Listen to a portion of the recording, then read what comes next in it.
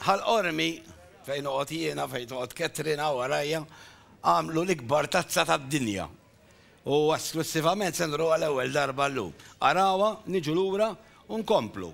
Niltaqgħu ma' Ġesu u ma' diskussjoni interessanti li għandna llejla. Ibqgħu hemm. Catherine mit-tim ta' Xarabank tmur ħal-qormi biex issegwi l-ħidma fuq l-akbar tazza tal-inbit fid-dinja.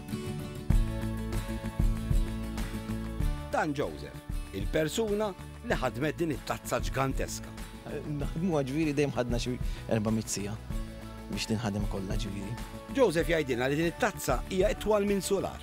Tul tagħha huwa kważi 4 metri minn fuq s'isfel u bħala diameter l-ikbar parti tagħha huwa 2 metri. Dan Silvio, id-diżinjatur tat-tazza.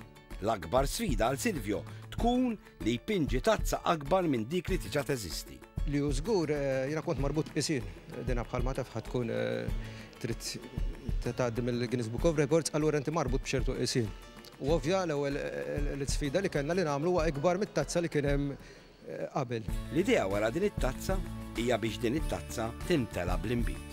U għal darba oħra, isem Malta jerġa' jitniżżel fil-Guinness Book of Records. U l-idea kienet ilha għaddejja mhux ħażin, infatti ftit wara l-Spring Festival tas-sena l-oħra bdew jitkellmu mill-ewwel biex jagħmlu l-ikbar tazza fid-dinja u infatti issa nistgħu ngħidu li saret u diħa tkun ovvjament parti mill-Guinness World Records. Imma ironikament, George, il-persuna li ħadmet il-forma ta' din it-tazza, jgħidilna li laqas biss iħobbu l-inbit. Ma nixrobx, imma għal San George nagħmlu kollox aħna. Din it-tazza se tkun l-attrazzjoni prinċipali għal pubbliku li se jattendi għal festa tar-rebbija nhar il-21 ta' April f'Ħal-Qormi.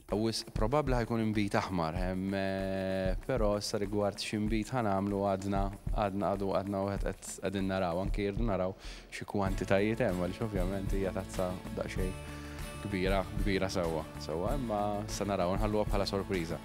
U tgħid, min se jixrob minnha din it-tazza?